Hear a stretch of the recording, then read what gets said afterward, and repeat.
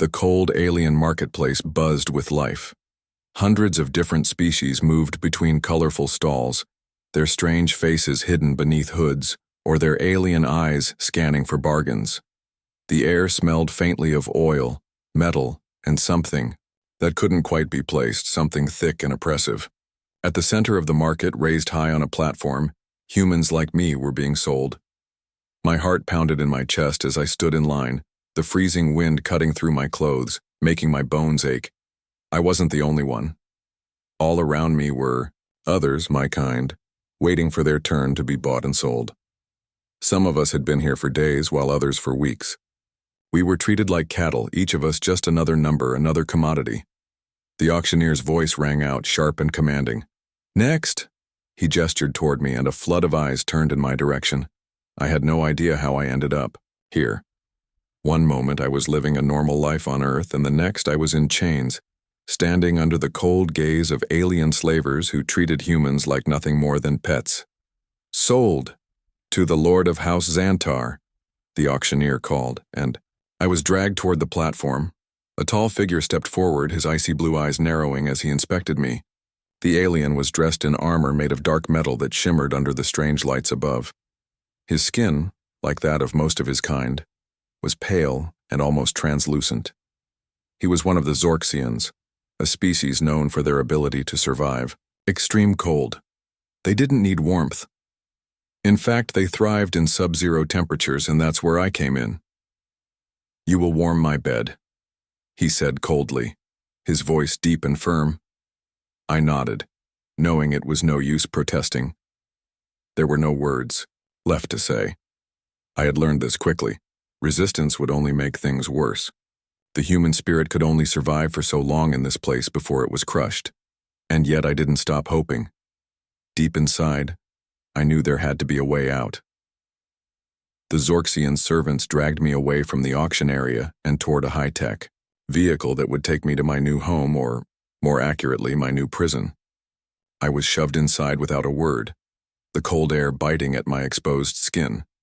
The Zorxian didn't care for warmth, and neither did his people. To them, I was nothing more than an object, a thing that served a purpose. The ride was long and silent. The only sound the hum of the vehicle's engines as we traveled through the alien city. I stared out the window at the unfamiliar world, feeling a deep sense of loss. Earth seemed so far away now. I missed the warmth of the sun, the sound of the wind in the trees, the laughter of people I would never see again. Finally, we arrived at a large, icy fortress that seemed to grow out of the frozen ground itself. The walls were smooth, cold, and uninviting. It was a far cry from the bustling cities I had once known. I was led through the cold, sterile hallways of the fortress, my steps echoing in the empty space. No one spoke to me. The only sound was the constant hum of the energy shields that surrounded the building. When we reached my new quarters, I was thrust into a small, cold room. The only piece of furniture was a large, circular bed made of materials I didn't recognize, covered in thick, silvery sheets. The Zorxian didn't even glance at me as he turned and walked out. The door slammed shut behind him, leaving me in complete darkness. I sank to the floor, pulling my knees to my chest, trying to gather some warmth from my own body. It wasn't enough. The cold was everywhere, deep, biting, unrelenting. I had no idea how I would survive this, but the thought of the bed loomed over me. It was the only place that might bring me any comfort, the only place where I could find some relief from the bone-chilling cold. The next few days were a blur. The routine was the same. I was called to the bedchamber every evening to warm it. Every night I lay there, trying to ignore the alien presence in the room, trying to block out the fact that I was nothing more than a tool to be used. But no matter how many times it happened, the reality of my situation never grew any less painful. I was no longer human to them. I was a commodity, a living heater, nothing more. The nights were the hardest. Every time I lay in that cold bed, I felt like I was losing a part of myself. But the worst part wasn't the cold, or even the way I was treated. It was the hopelessness that began to settle in my chest. The longer I stayed, the harder it became to remember what it felt like to be free. My thoughts became clouded. My dreams faded into nothing. But even in the darkest moments, I refused to let go of the one thing that kept me going. The hope that one day, I would find a way to escape. There had to be a way out. I just had to keep holding on. The days blurred together like frozen raindrops falling from a sky that would never warm. Every morning, I was dragged from my bed and made to face the cold, unfeeling world of the Zorxians. The place where I was held was more like a fortress than a home. Massive walls made of slick frozen stone stretched out in every direction, and the entire building hummed with cold energy. It was a city of ice and metal. There was no warmth here, except for the bed where I served my purpose. I had learned the routine quickly. I woke early, and a servant would come to take me to the designated chamber. I didn't speak much to the others who were also here. Some of them were humans too, like me, bought by the Zorxians for the same purpose. Others were different species who were treated similarly, but none of us dared to talk about our past lives or the lives we dreamed of having. It was as if speaking of freedom was too dangerous, as if it could get us punished or worse. The alien guards never looked at us. They walked by with cold, indifferent expressions, their faces frozen in the same permanent scowl. It felt as if they didn't even see us. They were only focused on their duties, and we were nothing more than part of the background. That was fine with me. I didn't want to attract attention. The more invisible I was, the better. The Zorxian I belonged to was a cold, distant figure. His name was something I could never pronounce. He never showed any kindness, never even looked at me unless it was time for him to lie in the bed. But I could feel his presence when he was near, cold and heavy like an oppressive cloud. He always expected me to keep the bed warm for him, and I did. I did it without complaint, without hope, just doing what was asked of me, waiting for the moments when I could retreat back into my little space hidden from the world. Days turned into weeks, then months, and the months turned into years. Each day felt like an eternity, yet time seemed to move quickly as if I were caught in a trap where both time and life were slipping away without me even realizing it. I could hardly remember the last time I had felt the warmth of the sun on my skin, or the soft breeze of a peaceful day. The Zorxian fortress was cold, the world outside colder, and I was losing myself more each day. The worst part wasn't the cold, though. It wasn't even the feeling of being used. It was the silence. The deep, unbearable silence. Even in the midst of all the activity, the soldiers, the machines, the cold wind, there was a silence that pressed on me, like a weight on my chest. I began to forget what it was like to laugh, to hear a friendly voice, or to be looked at as more than an object. The humans around me rarely spoke. Some of them had given up, their spirits crushed by years of servitude. Others still held on to hope, but it was a fragile hope, one that seemed to be slowly dying with every passing day. One night, as I lay in the bed, shivering but resigned, I couldn't stop my thoughts from drifting. I thought of Earth, my home, where everything was warm, where people cared for each other. I remembered the sunrises, the sunsets, the laughter of friends. I remembered the taste of fresh air and the smell of flowers. But that seemed like a dream. Now, the longer I spent in this frozen place, the more it felt like Earth was another life, another world altogether. I heard a noise from outside the room, a soft scraping sound that caught my attention. It wasn't the usual clanking of metal or the marching of guards. This sound was quieter, like someone trying to sneak around.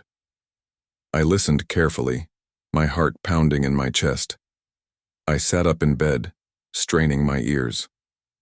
The scraping grew louder, closer. My breath caught in my throat as I realized someone was near the door. For a moment, I thought it was a guard coming to check on me. But then the door opened slightly, and a figure slipped inside. I froze. My body tensed. Who could it be? It was another human. I had seen many humans brought here over the years, but none like this one. He was different. His face was marked with the signs of battle. Sharp eyes, a strong jawline, and a determination in his posture that I hadn't seen in anyone here. He didn't look broken. He looked alive. Alive in a way that I hadn't felt in so long. The stranger stepped inside quietly, closing the door behind him. He seemed to sense my presence without turning to look at me. There was something about the way he moved, like he was trying not to disturb anything, as if he feared being noticed. But it wasn't fear I saw in him. It was the quiet confidence of someone who had seen the worst of things and survived. He walked up to the bed and knelt beside it. His eyes met mine, and for a brief moment, I thought I saw a flicker of recognition, like he understood, like he knew the hopelessness of my situation. But there was no pity in his eyes. Instead, there was something else. Something like determination. "I'm here to help," he whispered, his voice low and steady. I couldn't believe it. I had spent years in this place, years without any real connection to another human being. And now, this steer. The night after the mysterious human left, my mind raced. The words he had said echoed in my thoughts. "There's a way out. You just have to trust me." Could I trust him? Could I trust anyone at all? The years of being treated like an object, a tool to be used and discarded, had left me with little faith in others, but there was something in his eyes, a certainty that I had never seen before. It was a spark of defiance, a fire that burned against the coldness of this place. I lay in my bed, staring at the ceiling, my thoughts spinning. The bed was cold tonight, even colder than usual. I could feel the chill sinking deeper into my bones, as if the very air was rejecting me, pushing me further into the abyss of hopelessness. But for the first time in a long time, I didn't feel completely defeated. There was something about that human's presence, about his quiet confidence, that made me feel less alone. The next day, I went through the usual routine. I was led to the chamber to warm the Zorxian's bed. He didn't speak to me, didn't acknowledge my presence except when he climbed into bed. His cold, indifferent eyes passed over me, and I did what I had been doing for so long, waiting for him to fall asleep, so I could retreat into my own thoughts. But this time something was different. I couldn't stop thinking about the human warrior. That night when the Zorxian slept, I stayed awake, listening for any sound outside the room. I didn't know what I was waiting for, but I felt like something was about to happen. Just as I thought I might drift into sleep, the door opened softly, and there he was again. The warrior. His presence felt different this time, more urgent. I sat up quickly, my heart pounding. He looked around cautiously, then stepped inside, closing the door behind him. "I knew you'd be awake," he whispered, his voice barely audible. I didn't know what to say. Part of me wanted to demand answers, to ask him why he was here and what he was planning, but the other part of me was too afraid to speak, too afraid that this might be some kind of trick. He knelt beside my bed, his eyes meeting mine. "Listen, I don't have much time. The guards will be making their rounds soon. We need to move quickly." "Move? Where?" I asked, my voice shaky. "To freedom," he said simply. "But first we need to get you out of here. You've been used long enough, haven't you?" I nodded. The thought of freedom was something I hadn't allowed myself to entertain for so long. But now, hearing it from him, it felt like a lifeline thrown to me in the midst of the storm.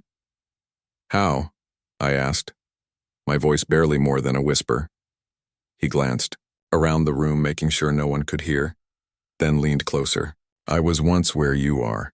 I've been a prisoner, sold like an object, but I escaped, and I can show you how." I felt a spark of hope flicker in my chest. It was so fragile, so small, but it was there. Maybe this was my chance. Maybe this was the way out. "I don't know if I can do it," I admitted, my voice trembling. "I've been here so long. I've forgotten what it's like to be free." "You haven't forgotten," he said firmly. "It's still there inside you. You just have to remember." He explained quickly in hushed tones the steps we would need to take. The plan was simple but dangerous. The Zorxians had set up a system of guards and security to ensure that no one could escape. The whole fortress was rigged with energy shields and traps, but there were weak points. places where the security systems were not as strong. He knew how to bypass them. "Tomorrow night," he said. "I'll get you out. We'll meet at the western exit. The guards are weakest there just after the third shift change." I felt my heart race. The idea of escaping seemed impossible, yet here was a man who had already done it. He was giving me a chance to leave this frozen world behind. "What do I need to do?" I asked, my voice steady for the first time in years. "Prepare yourself. The hardest part will be moving without being seen. The Zorxians trust their technology too much. They believe their sensors are foolproof. But they're not. I've studied their system. We can do this." His confidence was contagious. For the first time in years, I felt a flicker of hope. I had been nothing but a tool, a bed warmer for so long, and now, here I was, on the verge of escaping. "I'll be ready," I promised. The warrior stood up and moved toward the door. He glanced back at me one last time. "Remember, you're not alone. I'll be with you every step of the way." With that, he slipped out of the room, disappearing into the shadows of the fortress. I sat there for a long time after he left, processing everything. The thought of escaping seemed so far out of reach, but now it felt possible. The next day dragged on, each hour passing like a slow, painful eternity. I tried to prepare myself, but my mind kept racing. Was this real? Was I really going to escape? And if I did, what would happen after? I had no idea what the future held. All I knew was that I couldn't stay here any longer. The cold, the isolation, the hopelessness, it had all worn me down. But this human, this warrior, had given me a chance, and I wasn't going to let it slip away. As the sun set that evening, I waited in my room knowing that tonight would be the night. Tonight I would either escape or stay here forever.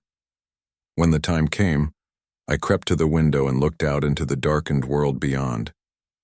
The fortress stretched out before me, an endless sea of ice and metal. But there in the distance I saw the faintest glimmer of light, the beacon that the warrior had promised. My heart raced. The plan was in motion. I could do this. I turned away from the window and took a deep breath, preparing for what was to come. I wasn't just a bed warmer anymore. I was something more. I was a human, and I was ready to fight for my freedom. The night had finally come. Everything was set. The warrior had given his instructions, and now all I had to do was follow them. But as I lay in my bed, I couldn't help but feel a gnawing sense of fear deep inside me. I had been a prisoner for so long, and the idea of freedom felt almost foreign. What would happen if I failed? What if the plan didn't work? But I couldn't let fear control me anymore. I had been too afraid for too long, too willing to accept my fate. I had spent years in this frozen world, doing what was asked of me, without question. Now, for the first time in a long while, I had a choice, and I chose to fight. I closed my eyes and took a deep breath, focusing on the sound of my own heartbeat. The room was cold, the bed uncomfortable as always, but it felt different tonight. Tonight, I wasn't just a bed warmer. Tonight, I was something more. The warrior had told me to be ready. When the third shift change came, I would slip out of my room and meet him by the western exit. The guards would be less alert then, and that was our best chance.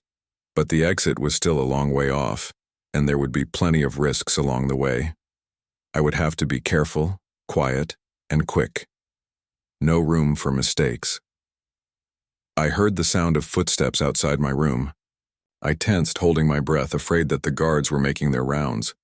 But when I looked through the small crack in the door, I saw nothing but shadows moving down the hallway. I relaxed slightly. The fortress was eerily silent tonight. The usual hum of the machines, the distant sounds of guards patrolling, all of it felt far away. It was almost as if the place itself was holding its breath, waiting for something to happen. I stood up slowly, making sure not to make a sound. My body ached from the cold, but I pushed through it. I had been in worse conditions after all. The hardest part was always the waiting, the wondering if the plan would work, if the escape would succeed. I moved to the window and looked out at the vast expanse of ice and snow. The fortress stretched out in all directions, surrounded by nothing but cold, barren land. The sky was dark, the stars barely visible through the thick swirling clouds. The only light came from the fortress itself, casting long, eerie shadows across the frozen landscape. It felt like the whole world was frozen in time, waiting for something to change. I turned away from the window and started to gather what little I had. The warrior had told me to keep everything simple, only what was necessary for the escape. I had nothing but the clothes on my back and a small pack with some basic supplies. I didn't need much, just enough to get through the next few hours. There was a soft knock at the door, barely audible, but I knew what it meant. The time had come. I opened the door and found the warrior standing there, his face serious but calm. He motioned for me to follow, and I nodded. This was it. There was no turning back now. I could feel my heart pounding in my chest as we moved silently through the hallways of the fortress. We passed several guards along the way, but they didn't notice us. The warrior was right about the shift change. The guards were distracted, their attention wandering as the night wore on. It was our chance, and we had to take it. As we reached the western exit, I saw the faint glow of the energy shield that surrounded the fortress. The shield was designed to keep anyone from leaving, but the warrior had studied it carefully. There was a small gap in the shield, just enough for us to slip through if we timed it right. He paused by the door, glancing over his shoulder to make sure we weren't being followed. "This is it," he whispered. "Stay close and follow my lead." I nodded, my breath coming in short, nervous bursts. I had never been so close to freedom before. The warrior moved toward the energy shield, his hand brushing against a small panel next to the door. The shield flickered for a moment, and then with a soft hum it deactivated. "Now," he said, and we both slipped through the opening, into the cold night air. The outside were. The cold seemed to bite even harder as the wind howled through the night, carrying a chill that seeped into my very bones. But I didn't feel it the same way anymore. The terror, the uncertainty, everything had been replaced with a single focus: escape.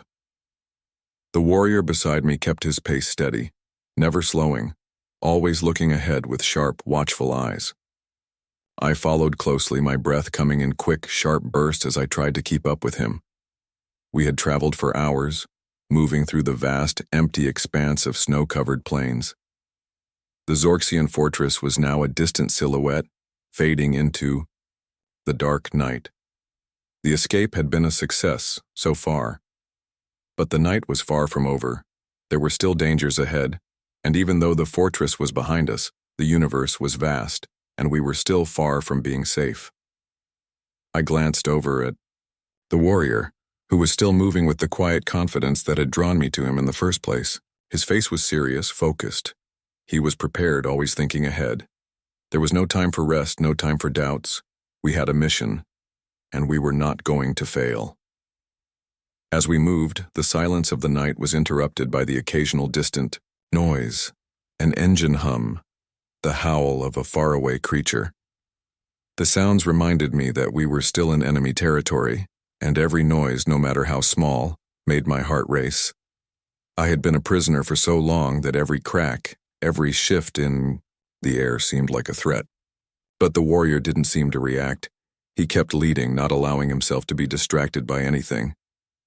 "How much farther?" I asked, my voice shaking slightly. The warrior didn't immediately respond. He kept walking, his eyes scanning the horizon. Finally, after a few moments, he spoke. "We're almost there. The hardest part is still ahead, but we've made it this far. We just need to stay quiet and keep moving." I nodded, swallowing my fear. The hardest part he spoke of had been looming over us like a dark cloud.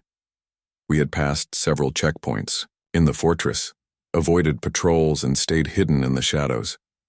But the Zorxians were ruthless, and they would soon realize that we were gone. When they did, they would hunt us down. The warrior stopped suddenly, his hand raised to signal me to stop. I froze in place, my heart pounding as I crouched low behind a cluster of jagged rocks. The wind howled around us, but I barely noticed it anymore. I was too focused on the warrior, waiting for him to speak. "Stay low," he whispered. "There's a patrol up ahead." I held my breath, trying not to make a sound. The Zorxians were everywhere, their guards relentless and unforgiving. If they found us now, it would be over. All the work, all the planning, would be for nothing. The warrior's eyes narrowed as he watched the patrol approach. There were 3 Zorxians, their footsteps heavy on the frozen ground. They were talking in their harsh, alien language, unaware of the danger that lay just a few feet away. The warrior motioned for me to stay still, then slowly, silently, moved toward the edge of the rocks. I watched as he slipped into the shadows, his movements smooth and controlled. He wasn't running. He wasn't panicking. He was calm, always calm, even in the most dangerous situations. I admired that about him. I didn't dare to move, not even an inch. I could hear the Zorxians getting closer. My breath caught in my throat as one of them turned in our direction. For a moment I thought they would spot us, but then the warrior did something that I never could have predicted. He tossed a small stone in the opposite direction, creating a noise that drew their attention. "Go," the warrior hissed. I didn't hesitate. The moment the Zorxians turned their attention away, I moved quickly, following the warrior as he led me through the snow, staying as low to the ground as possible. My heart raced in my chest, but I knew this was it. This was our chance. If we could get past the patrol, we would be safe. We ran for what felt like miles, crossing the snowy plains with the cold biting at our skin. I kept my eyes on the warrior, trusting him completely as he led us through the darkness. The Zorxians were now far behind us, but we weren't safe yet.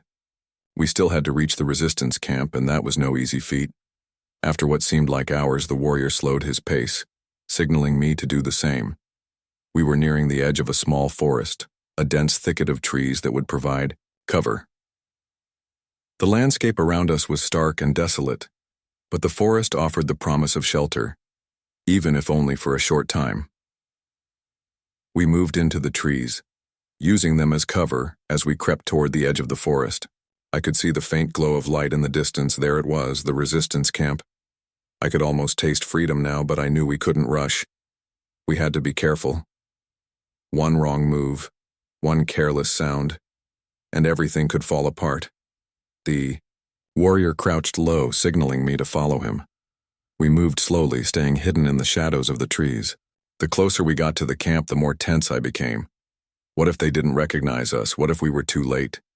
What if the Zorxians were already there waiting for us? But as we approached the camp, I saw the familiar figures of other humans, resistance fighters, armed and alert. They were waiting for us, their faces set in grim determination. And standing at the front, waiting for us to arrive, was a familiar face, the leader of the resistance, a woman I had met briefly before I was taken by the Zorxians. She smiled. When she saw us, her eyes filled with relief and something else, something like pride. "You made it," she said softly, her voice full of emotion. "I knew you would." I couldn't find words.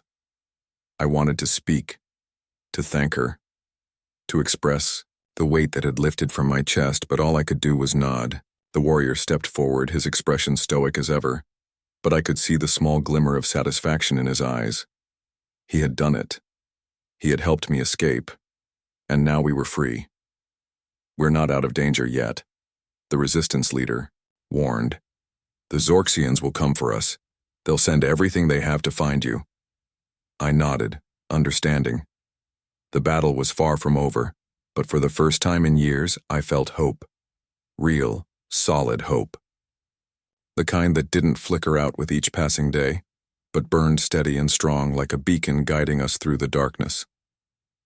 The warrior turned to me, his face serious. "This is just the beginning," he said. "The Zorxians may have won battles, but we're going to win the war." I looked around at the faces of the resistance fighters, and for the first time in so long, I felt like I belonged.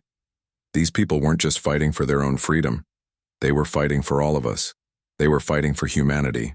And, for the first time in years, I felt like I was part of something bigger. I wasn't just a bedwarmer anymore, I was a fighter. I was free.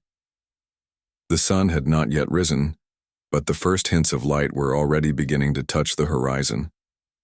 The cold morning air was sharp, biting at my skin, but I didn't feel it as much as before. In the past, the cold had been an enemy, a constant reminder of my captivity, but now it felt like something I could overcome. The feeling of freedom, of having made it out alive, filled my chest with warmth. The camp was quiet, save for the soft rustling of the wind through the trees, and the occasional crackle of a fire. The resistance fighters were preparing for the inevitable. The Zorxians would be coming for us. We couldn't rest for long, but for now, we had a brief moment of peace. The warrior stood beside me, his expression unreadable, as always. His eyes scanned the area, watching for any signs of danger. Even though we were in the camp now, the fight wasn't over. It was only just beginning. "We've made it this far," I said quietly, breaking the silence between us. My voice still felt strange after so many years of being quiet, of being invisible. The warrior nodded, his face hardening. "But the hardest part is still ahead. The Zorxians won't stop until they find us." I nodded in agreement. We had made it out of the fortress, but that was just the first step. The Zorxians had a vast military, and they would stop at nothing to capture us. The warrior was right. The real fight was just beginning. The leader of the resistance, a tall woman with short dark hair and fierce eyes, walked over to us. She had been waiting for us to arrive, her face a mixture of concern and determination. "We need to move quickly," she said, her voice steady. "The Zorxians will come for us. They'll send scouts, maybe even their best soldiers. We have to prepare for that." "We're ready," the warrior said, his voice calm. "We've been fighting them for years. We know how they operate." The leader looked at me, her eyes softening slightly. "You're safe here now," she said. "You've made it out. You're not alone anymore." For a moment, I didn't know how to respond. The words felt strange, like something I had forgotten how to hear, but they were real, and they were true. I wasn't alone anymore. The warrior and I followed the leader to the heart of the camp, where the rest of the resistance fighters were gathered.